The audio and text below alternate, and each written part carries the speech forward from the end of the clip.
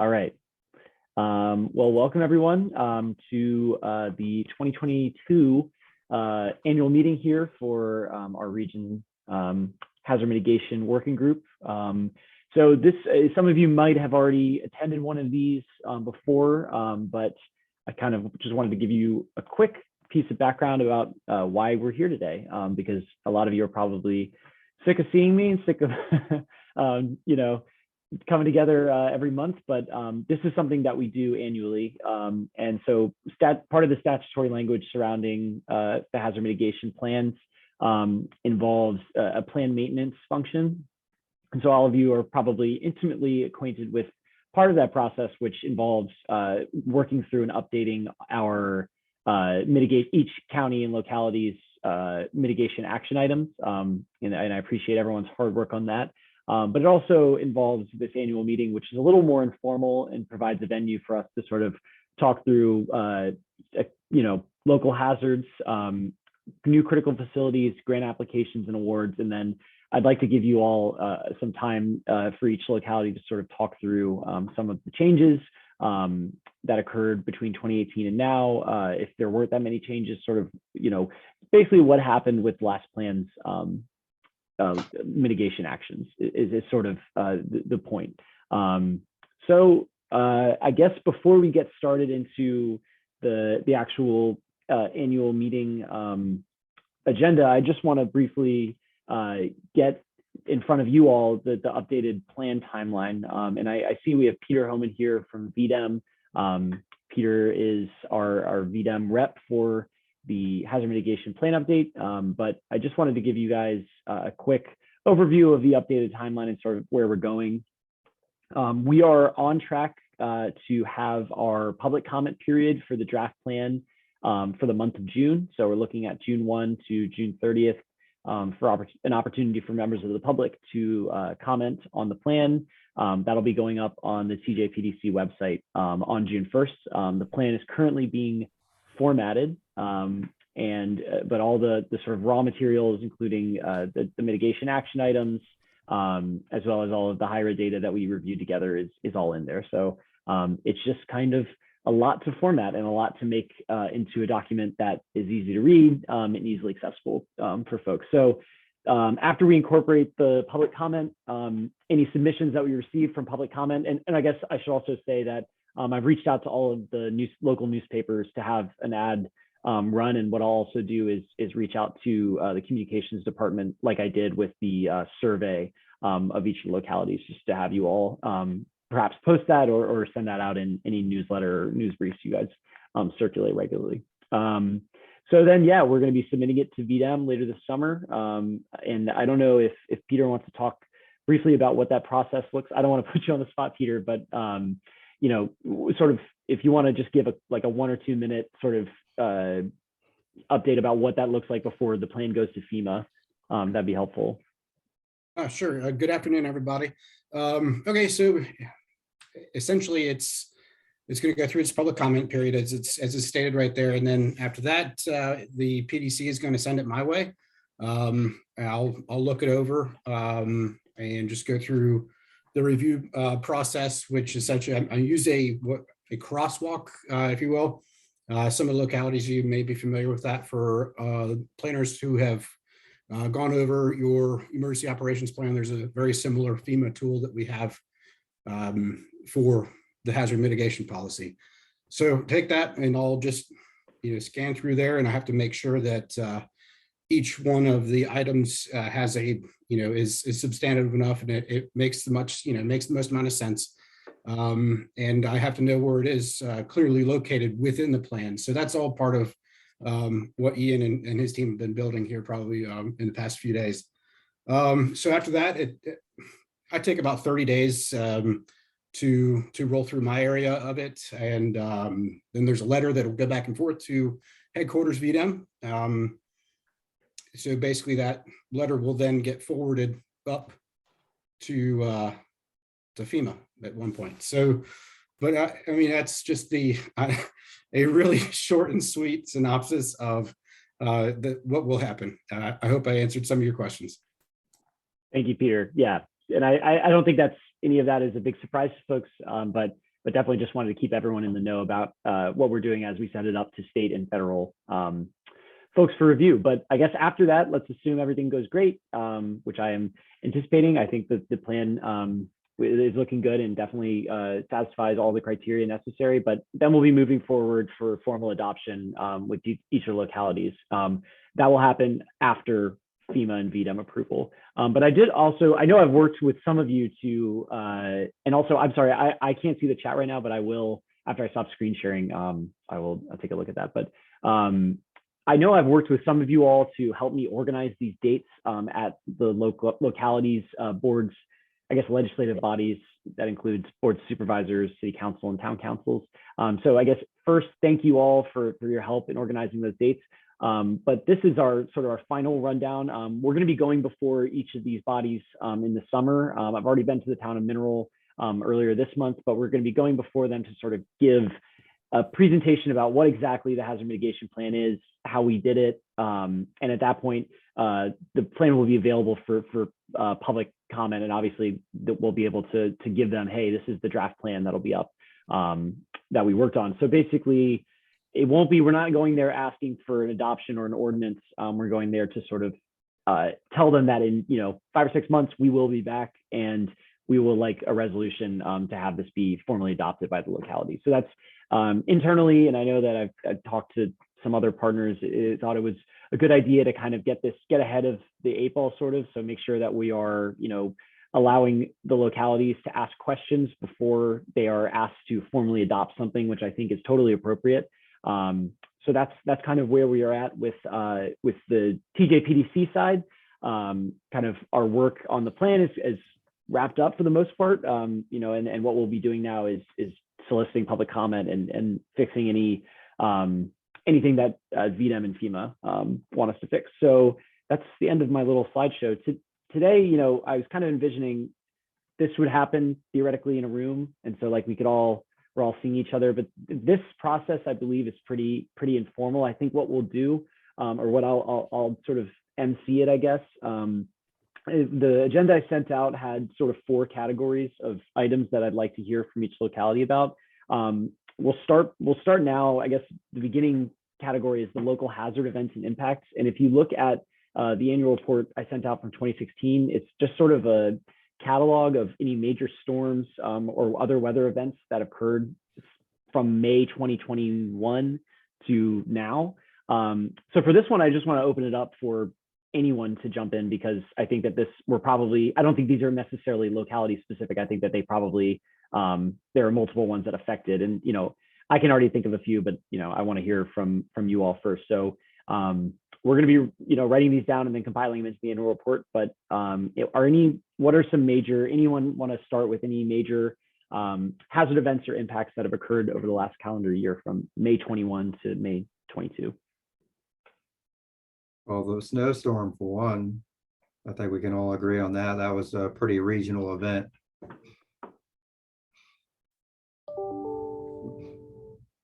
And I assume we'll keep COVID in for this past year as well. For sure. Time frame. Does anyone want to talk about the impacts of that snowstorm? I know that it was definitely very similar, but I know that some counties, had significant power outages, longer power outages. So I don't know, Tom, if you want to just talk to that. Sure. I mean, power outages, some people were out for a few days, some people more than a week. Obviously, you had fire and EMS and police out attempting to do traffic control, or cars that have gone off the side of the road. So fire, police, public relations, just kind of all hands on deck, really. VDOT, obviously. So it is more of not only the local, but the state agencies getting involved.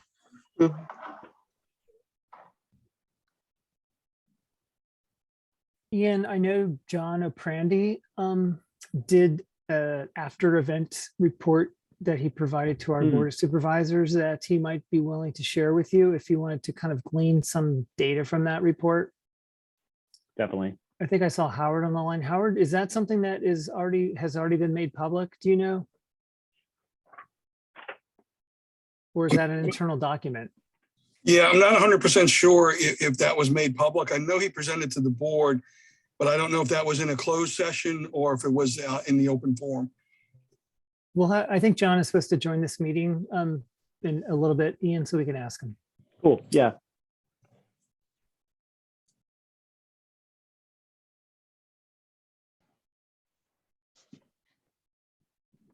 I can't think of any flooding events that happened in the last year. Just, I mean, the kinds of events we get sort of normally have happened, but nothing extreme Okay. in my memory. I know we had some, at least tornado warning. Was it end of August? Yep.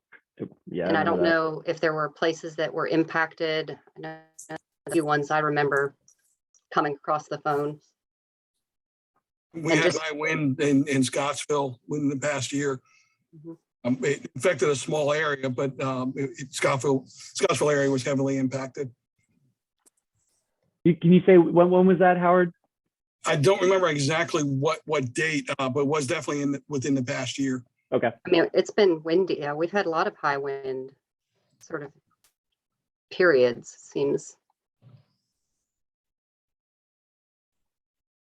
Yeah, and I don't think we've had any major wildfire stuff in a while. Last big one I remember is Ragged Mountain. That was 800 acres, but that was a long time ago. Yeah. Ian, I just dropped a high wind event that affected at least the town of Mineral and some others from the news in the chat. Thank you. And it would be easy enough to pull call data from the city county university. It wouldn't touch the other counties, but at least our regional EOC here, or Yeah. ECC, has good data if we wanted to see over, as compared to previous years, the number of calls for some of these incidents. Definitely. Yeah. What's And the- go ahead, Dan. I was just gonna say, what's the time frame that we're looking at on this? May of 2021 to May of 2022. Oh, okay.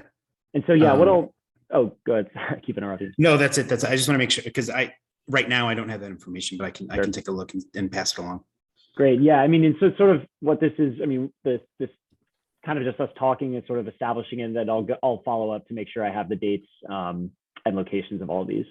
So, well, I guess, yeah, if anyone can think of any more, just drop them in the chat. But I'd like to get started quickly with our little, what I'll do is I kind of will just call out the locality name and then someone can speak. I know that I think we have most here today, but really the first thing that I'd like to sort of get a survey on is any new critical facilities that were either constructed, rehabilitated, or begun. So these can include government buildings, fire stations, dams, high schools, et cetera. I think we're pretty familiar with that definition. So let's go ahead and start with Albemarle.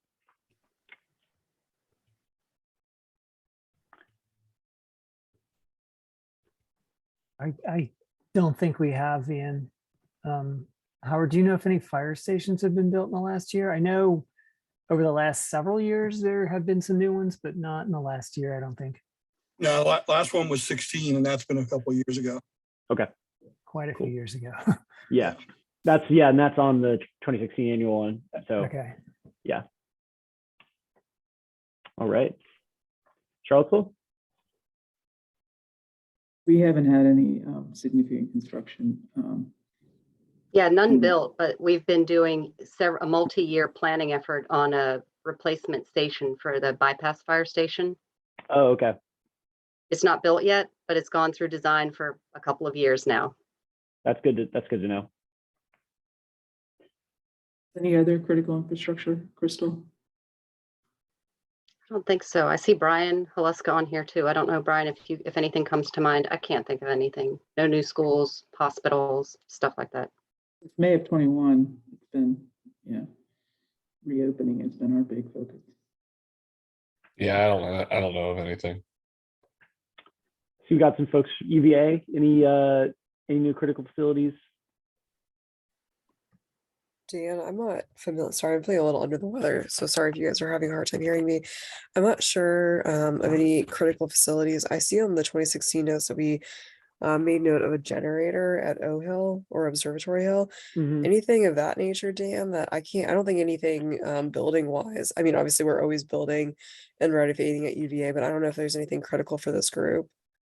No, I mean, there's definitely been some expansions in the hospital, and we've been building kind of some new things kind of sprinkled around.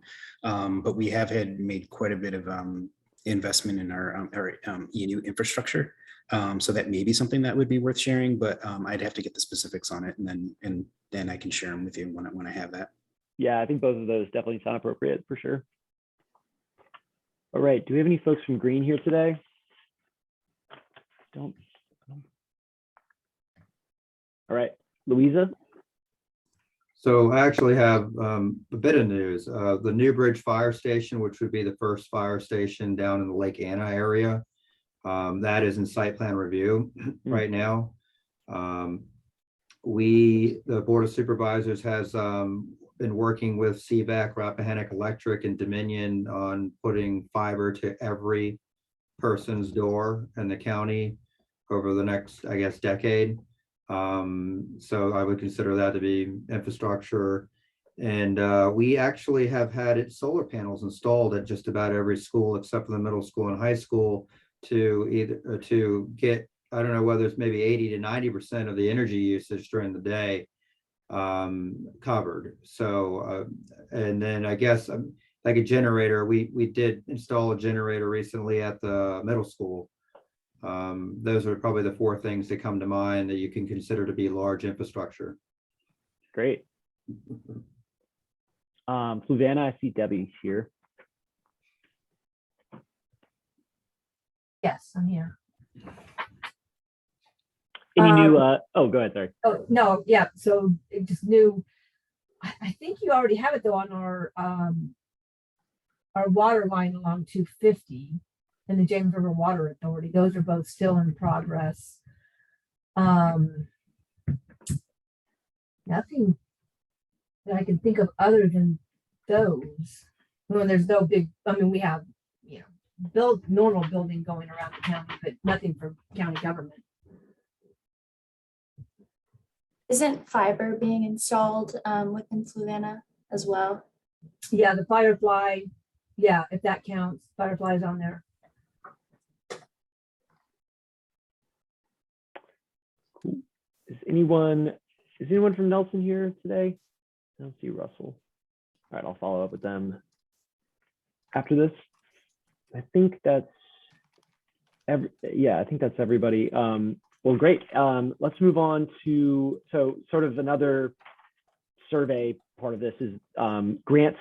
So collecting information about grants that were applied for. I know there were a lot of grants handed out for flooding mitigation and preparation, but so this can be grants that were awarded, and I'll take the notes and I'll follow up with you all about specific dollar amounts. It's fine if you're not able to give me that right now, but yeah, grants applied for and grants received would be very helpful, and we can go ahead and start again in Albemarle. Oh, Greg, you're muted.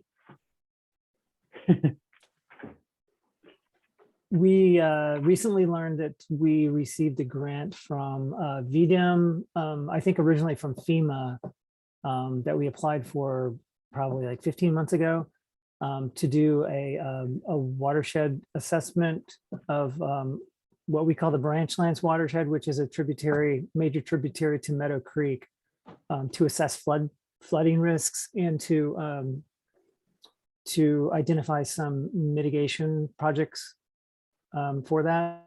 So that was like on the order of like $100,000, I think, but I can give you the exact number later. And we reapplied for a grant through the Community for Preparedness Fund, which is the DCR fund, of course, that everybody's familiar with. So we're waiting to hear about that. I can email you the amount of the application request. I think that's it as far as kind of risk mitigation grants go. Howard, I don't know. Yeah. Yeah, we received a FEMA grant for firefighter staffing for 10 positions in September, 1.88 million. I know John was talking about a couple other smaller grants for generators. I don't think those have gone through.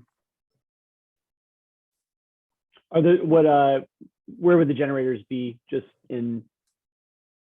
I know he was looking at, we have one facility out in Crozet that it's not necessarily an assisted living facility, but it's kind of a step before going to assisted living. And they were looking at, I know I'm working with them right now on developing an emergency plan. So they got caught hard on the snowstorm and they weren't prepared. Right. So we're working with them on that, but I know he was trying to see if he could get a generator out there for their community room, and we could use it as a shelter also. Okay. Yeah, that's definitely relevant. Yeah, and I don't think I made this as clear as I should have at the beginning. So after this, I'll reach out to all of you to clarify. I mean, we're taking notes, but if you're not able to provide exact specifications or dollar amounts, that's totally fine. But is that it for Albemarle? Yeah, I know there's also a community engagement piece that John is working with, and I can't remember if that was 10,000 or 50,000. And that's emergency preparedness community engagement work? Yeah, I know he's been working with the PIO and community engagement and trying to come up with a strategy, and there was some monies involved with a grant with that. Great. All right. City of Charlottesville. So our grants are kind of not all over the place, but we have a grant coordinator who I did not get a chance to check with to see if she had a comprehensive list. So I'd need to check in with folks. I think Tony's on here now, and I know Tony's got if I'm not mistaken, Tony, you've got the big one, the flood one, right? Right, yeah. We've applied for 3 different grants along similar lines, just continuation of work along the same lines. The flood prevention and protection studies, which would allow us to update the existing SWIM models. And then the second grant or second phase of that would be to get public input and needs assessments and the opportunities and develop a planning strategy to move forward with projects. And then the third grant under the same name is to provide a 2D study of the stormwater management model, and that would be for Meadow Creek and Rivanna. The first grant totaled 307,000, and that's a 50-50 share. And then the second grant was 125,000, I think, total. And then the third was for 550,000. Great. Yeah, and one of those actually will get us a flood resilience plan that will tee us up for some of the project-based funding that will hopefully let us move forward on actual priorities that are identified through that process. And aside from that, Ian, we've got some smaller, like the LEMPG grant. It's a $15,000 50-50 match grant that we're using to finish up a COOP planning process that was started in 2019. We should be wrapping that up this summer. And then there's some other, probably some smaller ones for the fire department I can double check on and get back to you. We're talking about grants in the last 5-year horizon. Sorry, no, just the last year. Okay. Yeah, he's just saying the last year. That's why if I'm trying to get a bigger list, that would take a while. Yeah. Yeah. All right, UVA. Hey, Ian, emergency management hasn't applied or received any grants in the last probably at least 3 years since I've been here. Dan, I don't know if there's any grants that FM or the broader university has applied for this application, but we have not in our office. Yeah, it is. And I have to apologize. FM seems to be kind of one of the new kids on the block as far as these meetings go. So grants are not in my wheelhouse, but we have a department that handles that. I can ask the question and respond back with anything I can find. Great. All right, Louisa.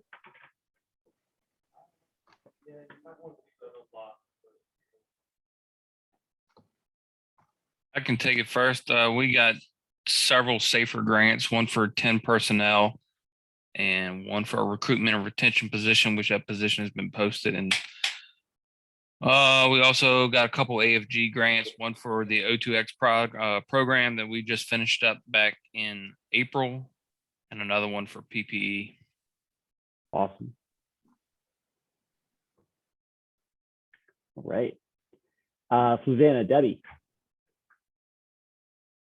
The only grants we have going on this year are again the LEMPG and the REPP. We do have those two grants that we do yearly.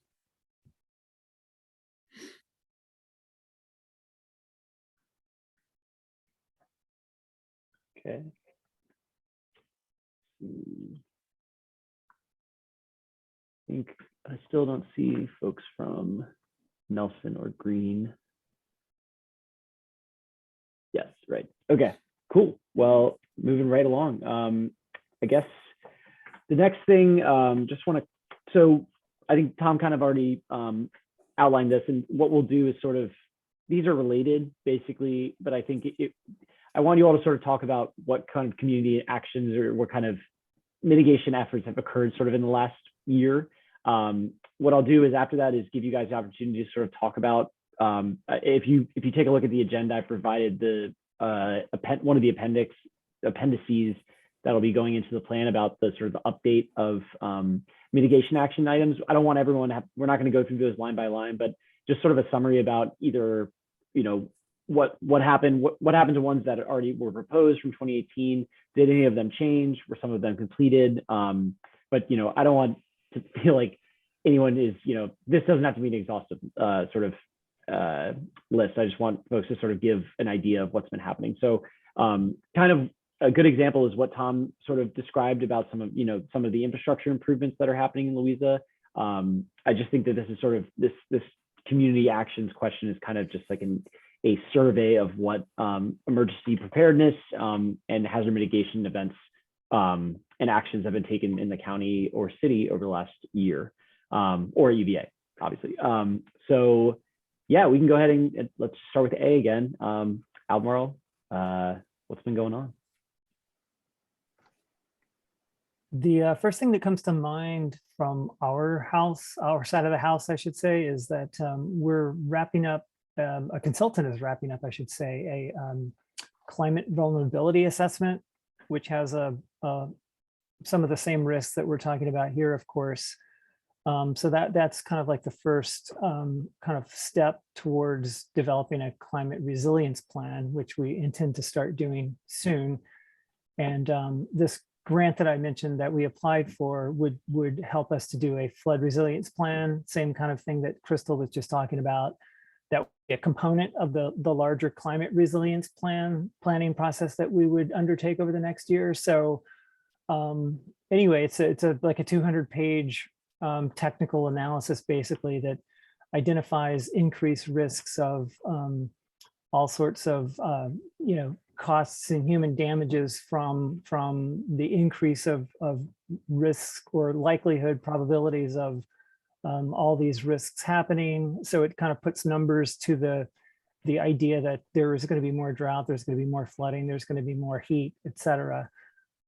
So anyway, that will again kind of provide a nice foundation for us then to do some actual resilience planning next. And I'll kind of turn it over to the fire rescue folks.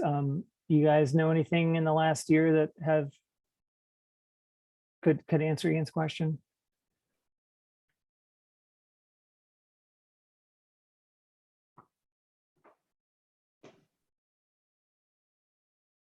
John, you might want to even talk about your kind of new role I'm not So I sure. was going to suggest that maybe you speak to that. That's probably the biggest change.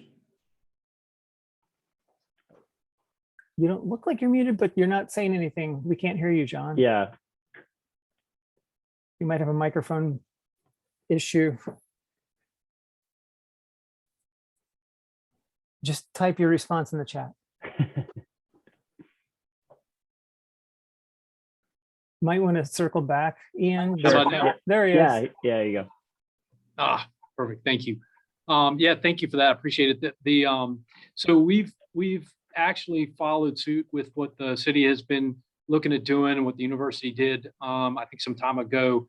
And after having experienced the pandemic and having an emergency management coordinator embedded a little more deeply in the fire rescue department, determined that we needed to make that a full section of the department and assign a deputy chief level position as the emergency management deputy coordinator, with the chief being the emergency coordinator. Excuse me. So we think that actually will position us much better in terms of engaging with the county stakeholders, the other departments within the county as stakeholders, the board of supervisors, making some progress on some of the many responsibilities within emergency management that often lack a lot of authority, and giving some more exposure directly to the county executive's office from that level in our organization. The deputy chief level often sees a lot more and is involved a lot more with the county executive's office. And so even this process of the HIRA in the future, I think we'll step into that and be more involved and helping to coordinate and involve the public, and perhaps even involve THIRA and include some of the human-made, at least on the county's end, risk analysis and then setting up target capabilities and measuring against that. We do not do as much in the way of exercising, and we want to increase that. And so that's a big part of what we're setting forward by investing in this office. So I hope that it will grow over time, and our involvement here at this level certainly will. And so I think that's a kind of it in a nutshell. But I tell you, between Greg's doing a great job with what we've been involved with this year, probably more than we ever have, and Emily bouncing ideas back and forth with me. If there's anything I've left out that we should cover, please holler. Great. Any other, oh, Emily, sorry, go ahead. No, I'm fine. Any other, I mean, I'm just looking at sort of the older notes. I mean, any major infrastructure improvements that you guys can think of, whether that be, I mean, the one I'm looking at right now is bridge improvements and road widening. So any sort of, I mean, this isn't necessarily a wheelhouse, but major transportation or other sorts of infrastructure improvement that'd be related to, that'd be affected, I guess, by major natural hazards. The only thing I'd say for the county you might consider adding is the broadband efforts. Hasn't that been a huge undertaking for you guys? Mm-hmm. And that certainly enhanced the preparedness and resilience.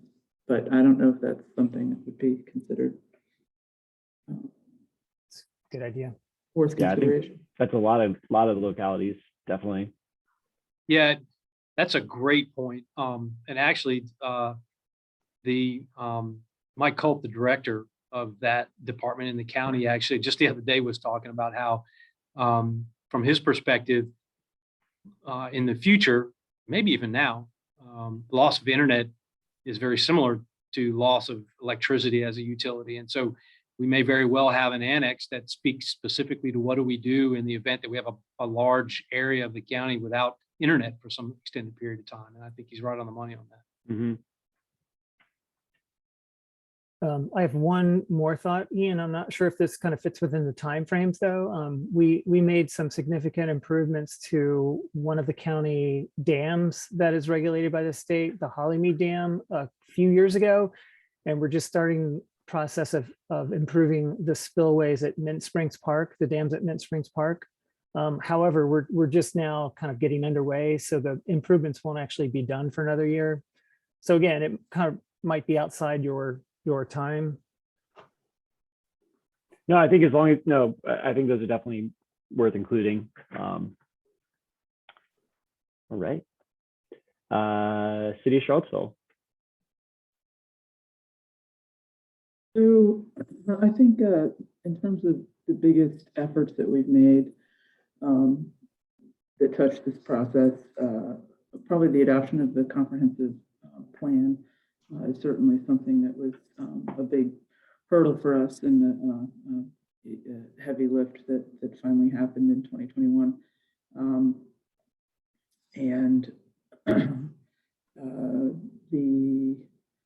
We had some other planning efforts that were finalized, the water resources master plan, the PAMP, the work is still underway on that, I think, and the city utilities resiliency plan and their COOP is finalized.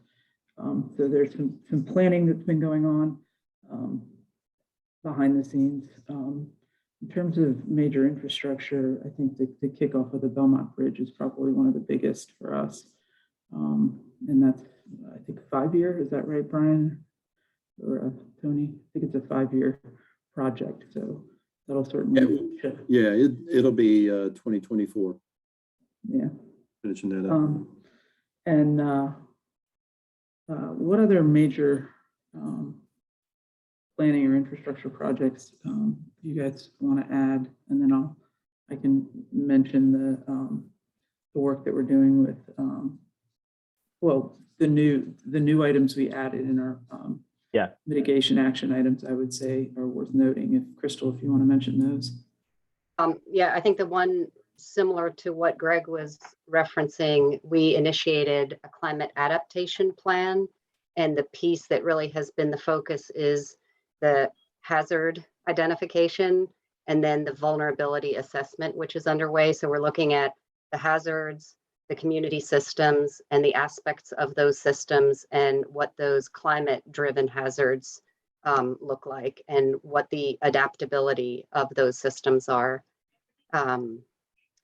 The couple of grants, the two that Tony mentioned through the Community Flood Preparedness Fund, really take some of that water resources master planning work that had been done a few years ago and sort of reviews and revisits it and brings it, informs it with that new modeling. So again, a lot of that is both infrastructure, so water quantity and drainage, but also water quality. So we're looking at both sides. And I think it's fair to say that the whole water resources program has continued to evolve and sort of mature over time. So it's reflected in some of the edits we made to the actions to really kind of reflect how that program is shifting for the better, I hope. Tony or Brian, do you guys want to add anything? Yeah, go ahead. I was going to say the only thing I can think of is coming out of the comprehensive plan is we are doing a rewrite of the zoning ordinance.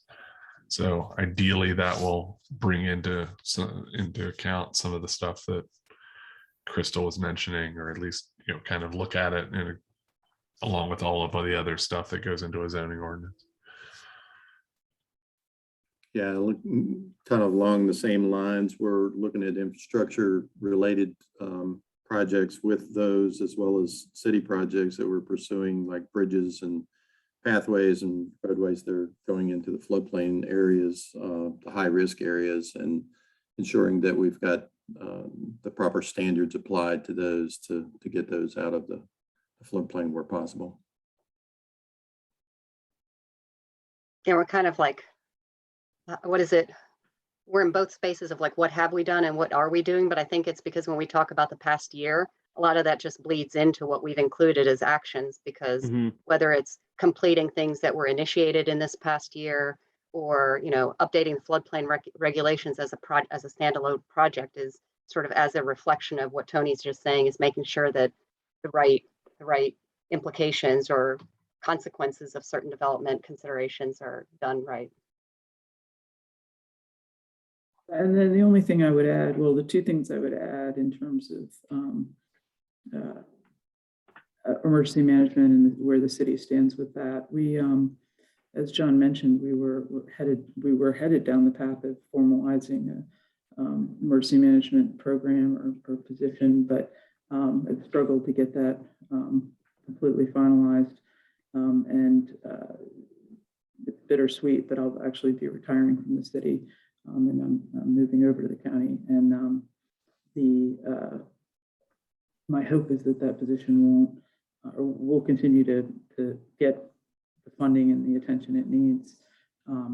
If you may or may not recall, but after 2017, there was a focus on preparation for man-made events because of the events of 17. And so the city invested in a physical security specialist position first as the beginning of a emergency management program. And that was successful in building some internal, in hardening some internal systems and structures. But unfortunately that position, the person that was in it left, and we've not filled that. So there's technically really two positions that need to be formalized and filled and established as a unit, whether they're under another department or not. And my hope is that that will happen. And I think that not to be completely pessimistic, so I'll end on an optimistic note. The new NDS director, James Fries, has come from Massachusetts with a lot of hazard mitigation planning background. So he is certainly, I think, looking big picture at everything and has an eye on and has ideas about how to bring a lot of the efforts, coordinate those efforts a little bit more seamlessly, which is what I was attempting to do this year. But like I said, unfortunately, I'm leaving. But that's there's hope. So not that the work that's been done isn't great. It's just with everything else in COVID, I think it's hard to feel really connected, and so things seem disjointed at times. And so hopefully, the city can get that formalized in some way. Cool. Thank you, Charlottesville folks. Let's move over University of Virginia. Hey, Ian. So the biggest thing I think that's related to this specific topic would be we did create an integrated preparedness plan in the last year, which pulls from our hazard vulnerability analysis that we do annually. And that targets specific areas with training, exercises, and planning, and increases our capacities in those areas. We conduct our annual HVA.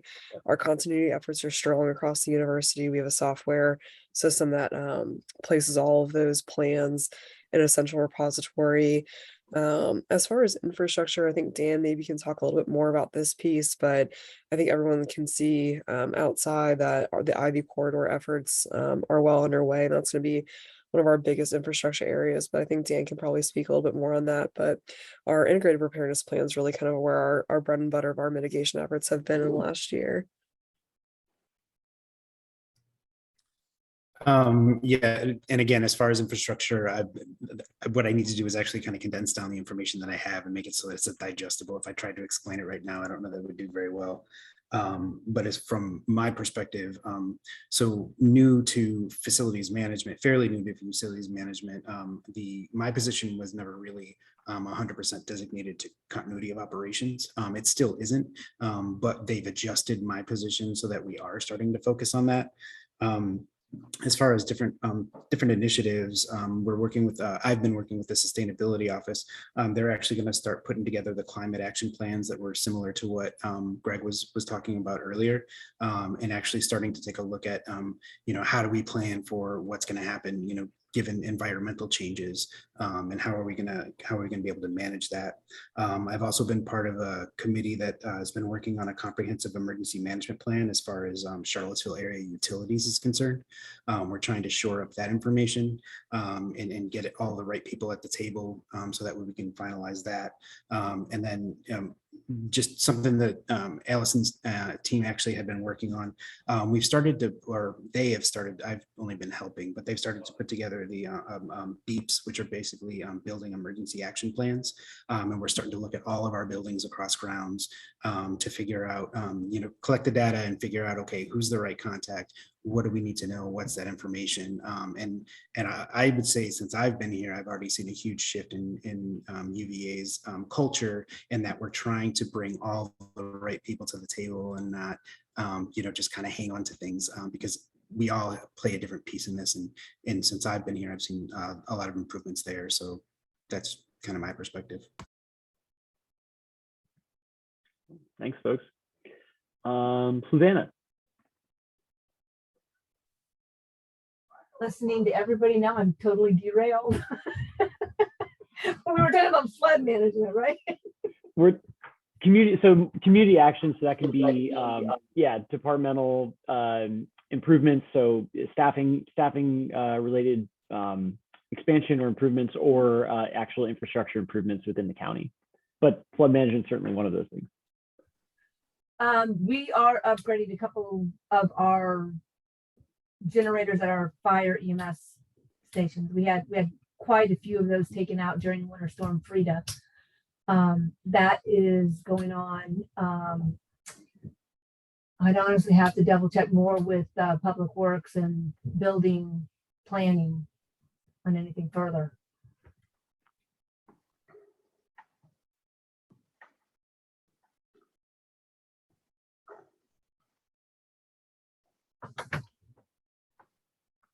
Thanks.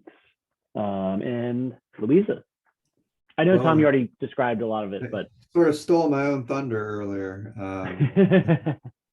I really, we have the Zion's Crossroads transportation study, which has been part with Fluvanna County, is one of the biggest plans we've been working on in the last few years. But a lot of that, I don't know if it'll ever get funded, so I don't know if it'll necessarily have any impact on this. But that's since we mentioned transportation for a second, if we end up getting a bow tie interchange, it'll be the first in the country.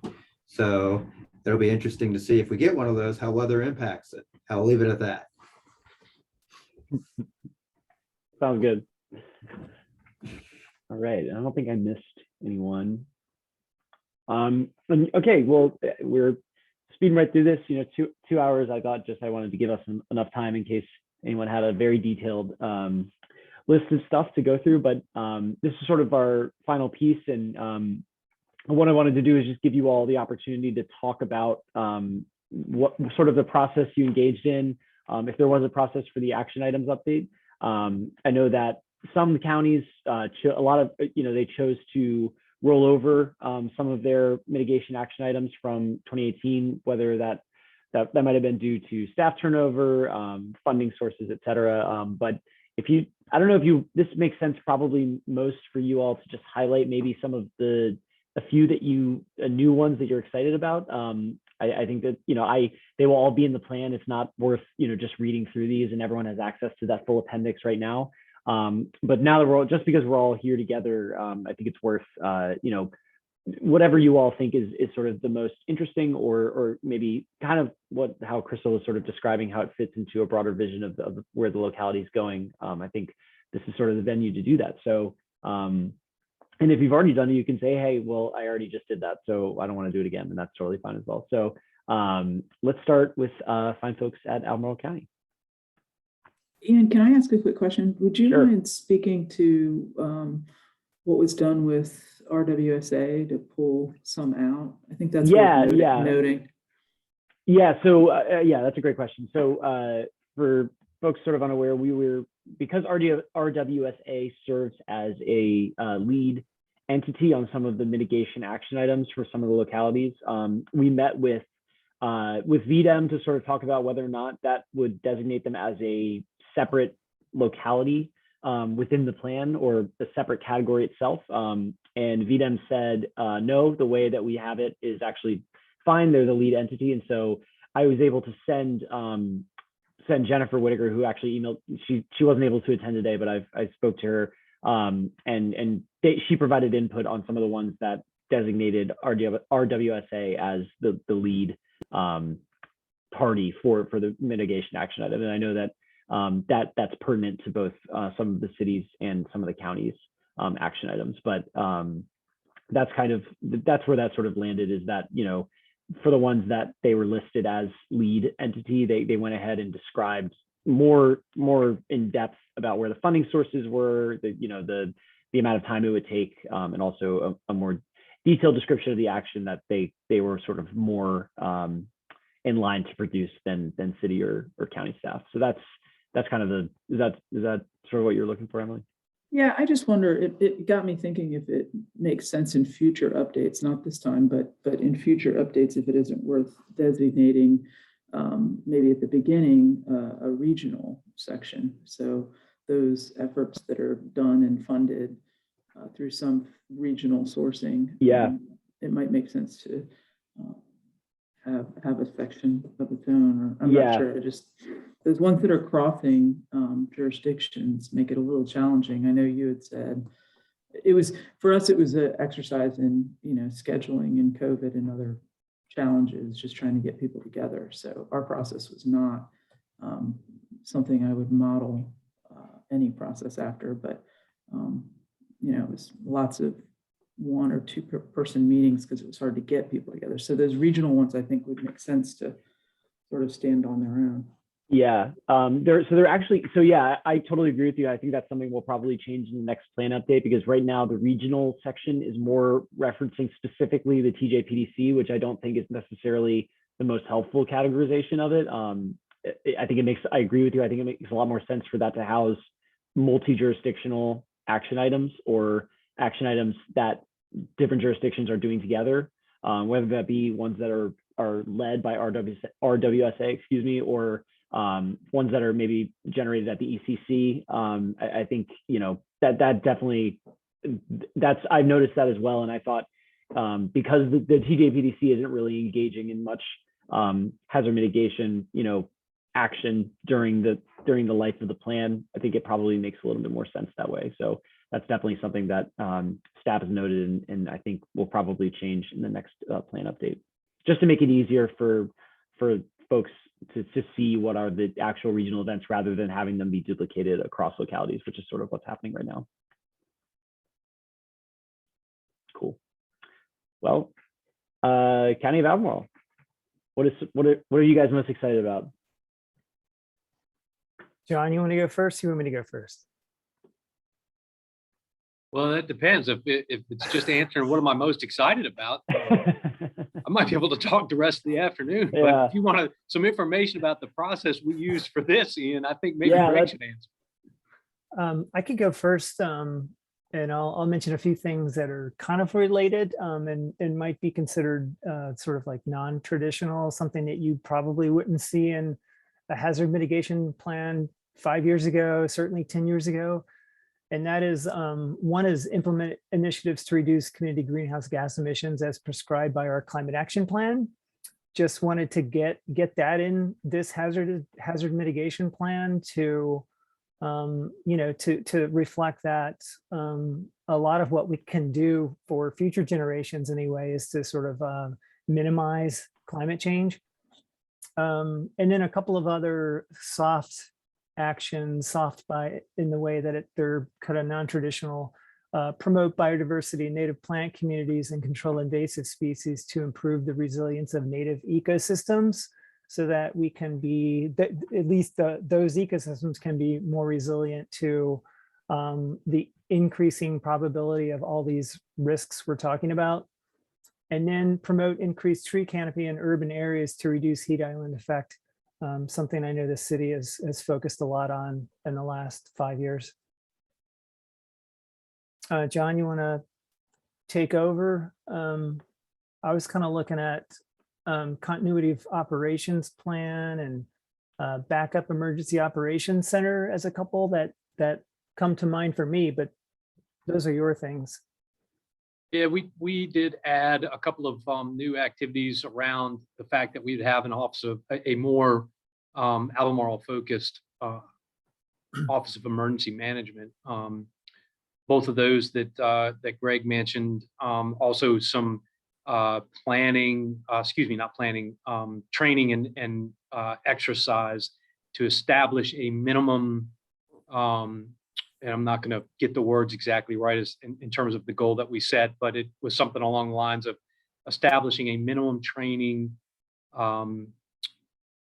certification, I think, or standard for county personnel. It may have said key county personnel, and then trained to 70% of staff identified to that level by the end of the the next 5-year period. And so trying to kind of lean into the fact that there's some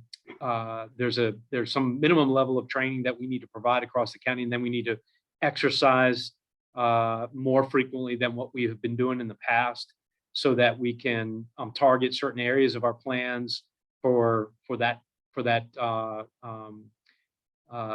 exercise, but more importantly, so that we can kind of identify the gaps that we have. We need to do some work on the plans. So that's probably the best way to identify those gaps that we have. And so that was probably one of the bigger pieces that we were the most specific about in terms of a goal as well. A lot of our goals were very general, or strategies, I guess you could say, were very general. That was probably one of the most specific ones.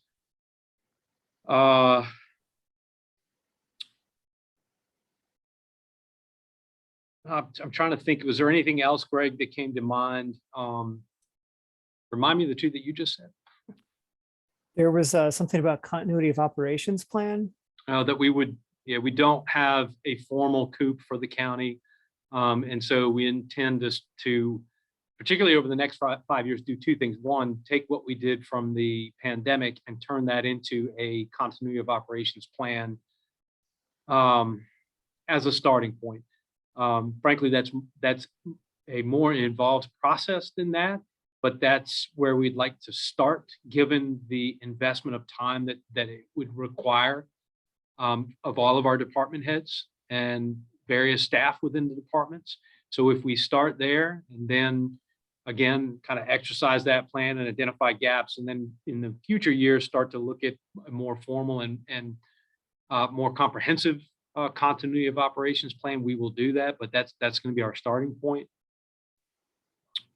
And then probably the same with our emergency operations plan. I think we're in the process of working out exactly what that regional scope will look like.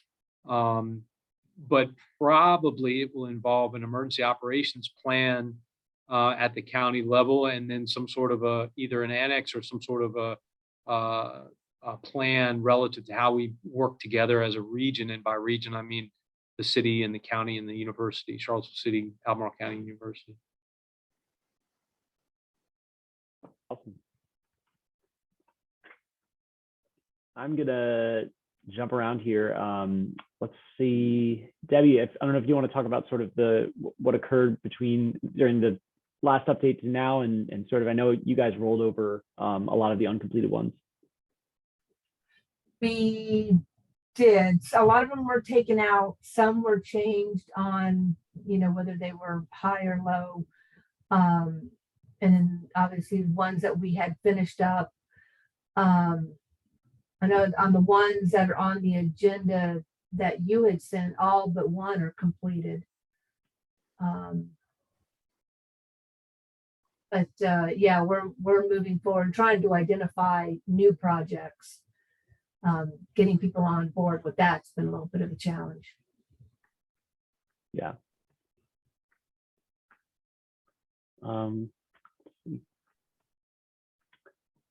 Louisa? So I found this to be a very interesting exercise. I adopted this project.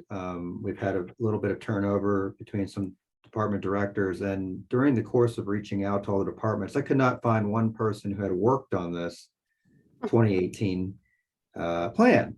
So I kind of got the opportunity to look at it with fresh eyes, and I was happy to see that quite a few of the goal one or high priority things have been started, such as broadband, generators, training, hiring more fire and EMS, but a lot of the other things that were not started, we ended up having to really revise and update to what we were really looking for now. So I think a lot of progress has been made and a lot of tweaking has been done with what was done in 2018 to actually match where we want to go and what we need to work on. So overall, I think it was a pretty good exercise, and I'm looking forward to the next round. Now that everybody's been educated and we've all touched it with fresh eyes, continuing forward. So. Definitely. I mean, I think that, yeah, I think that that's a common experience, I think, throughout the region, that there's a lot of folks that were around during the 2018 plan update aren't necessarily around anymore. So yeah, thanks to you, Tom, for adopting it. Wouldn't have happened in Louisa otherwise. So I really appreciate it. And I think that's because I don't think any folks from Green or Nelson have joined. And I can definitely reach out to them separately. But yeah, I mean, that's sort of, this meeting exists to sort of have the top level, more broad survey of the new activities, the process that you use to develop the new ones, and talking through some of the old ones. But I don't want to hold folks. Oh, Crystal, hello. Yeah, I don't want to hold folks either, but I think maybe we didn't get a chance to say something, and I wanted to build on a comment Greg made that. Oh, I'm sorry. I completely skipped city. Yeah, sorry.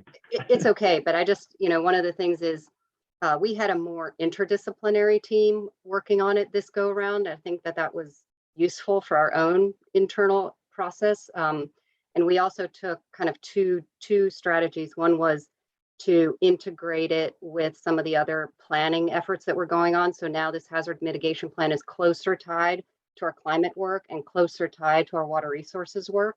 And there's some more sort of items that we can point to when we're pursuing different creative funding strategies that are embedded in this. Mm-hmm. And then the other piece was bringing in a couple more of those nature-based solutions that seem to be an acknowledged strategy to deal with hazard mitigation.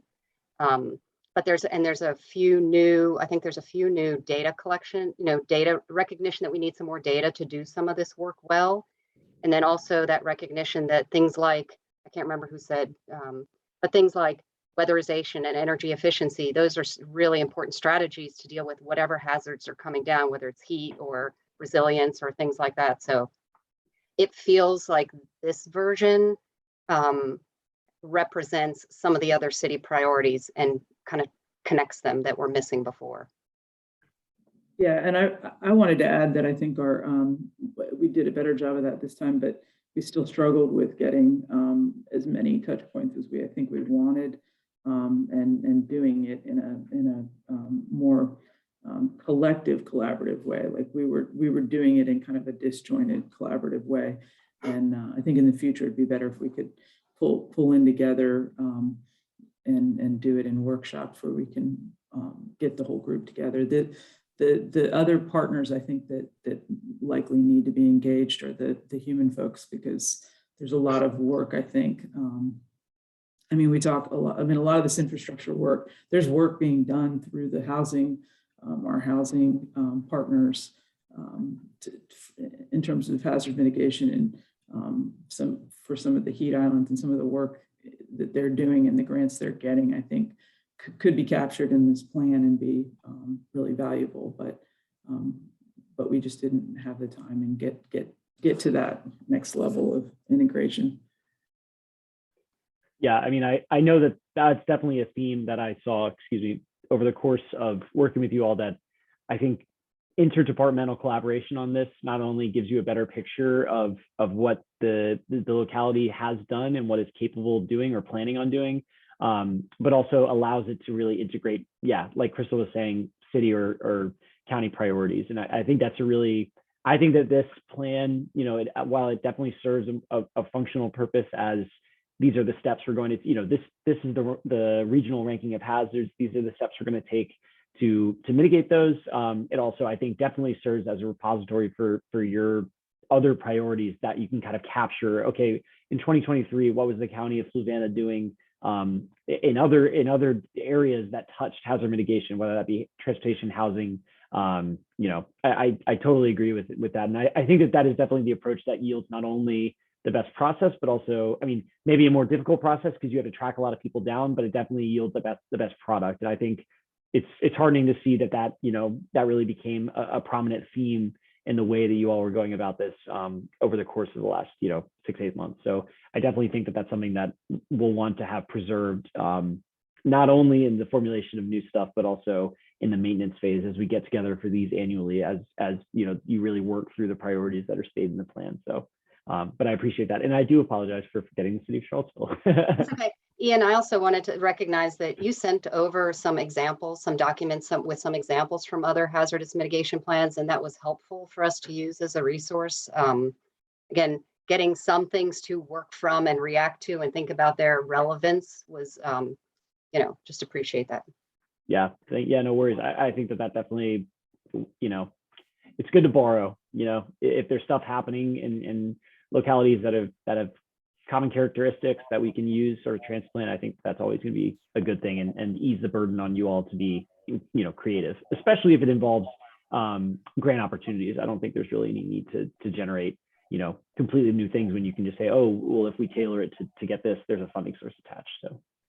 Yeah, and I think to that point on the grant, having it in this plan really helps give some legs to those grant applications. So that's one thing that hopefully we'll continue to build upon. I think the thing we struggled also with was where to set these action items in terms of are they real high level strategic, or down at this task level, rain barrels. Like we were all over the map on that, and I think eventually I won't be there, but eventually we'll dial in sort of where it should fly and live to best support the collective actions. Yeah, I mean, I think sort of similarly with when we're talking about reexamining what a regional action looks like, I think that this has just been the way that mitigation action items have been categorized and ranked since the mitigation plan was conducted by the PDC. There are definitely different ways of doing it. I think in the meantime, after we get the plan approved and adopted, it'll be something that staff will be looking at about to make it more useful, not only for you all, but also I think our goal here with this is to cut down on as much of the arbitrariness of anything as possible. I mean, I think that's tough with a big, massive plan, a regional plan like this. But I think our goal really as the sort of steward of this regional effort is to make sure that it's actually useful and it's actually, you're not just feeling like you have to put high, medium, low. They really are reflecting priorities, which I do think, considering the circumstances, you all did a really good job. And I think that this is going to be a very unique hazard mitigation plan, as most of it was conducted in the midst of a pandemic, so or in the wake of a pandemic sort of now. So I think that this is definitely a unique moment, but that's something that PDC staff will be looking at in the meantime after we get this one done. Hey, Ian, is just kind of out of curiosity, I know this is described as a living document. Is there some sort of a process that TJPDC has for making some changes or updates to it at perhaps a county level? What do you mean between Yes. formal plan updates? No, I don't know of that, and I don't think I think that's definitely a weakness. That it's something that maybe we could. I don't know if we could amend the actual document once it's been sort of passed and by each locality next year. I do think that what we'll probably think about doing is how do we tie these annual meetings into something a little more, so whether that be like a newsletter or something on our website about here's what's going on, and we'll definitely post sort of this annual report. But we're looking at changing a lot of not only the plan structure perhaps, but also some of the supporting materials associated with it that make it just a more timely plan in between plan updates. Because I think with any 5-year cycle, it's tough by the end of it to have it really be impactful. And I think we can definitely, there's only so much we can do when, there's a ton of staff turnover or some of the things have been completed. But I do think it's something that we might want to revisit, at least for our region, more frequently than just every 5 years. And that's something that I'll talk with Peter and folks at FEMA about how to make this, how to maybe have something grow out of this plan update process rather than have it live within the plan update process. And if there's any funding sources we could use to support that. So good question though. All right, anyone else got anything? I do again appreciate everyone's time, and I think this might be the last time we meet for a while. So I just wanted to say thanks again to everyone for helping me out on this. I mean, I came in having absolutely no idea what hazard mitigation was in August of last year, and now I feel like somewhat proficient in what it means and what the process looks like. So I really do appreciate all the hard work from localities, and I have to apologize for sometimes hounding you, but hopefully it is all for a good cause, and hopefully we're looking forward to an expedient adoption process throughout the region as well as with our state and federal partners. So I would like to thank everyone, and I guess is it Wednesday? Everyone have a great Wednesday evening, and thanks for attending. And I'll be following up with you all tomorrow. Thanks, Ian. Bye, y'all. See you guys.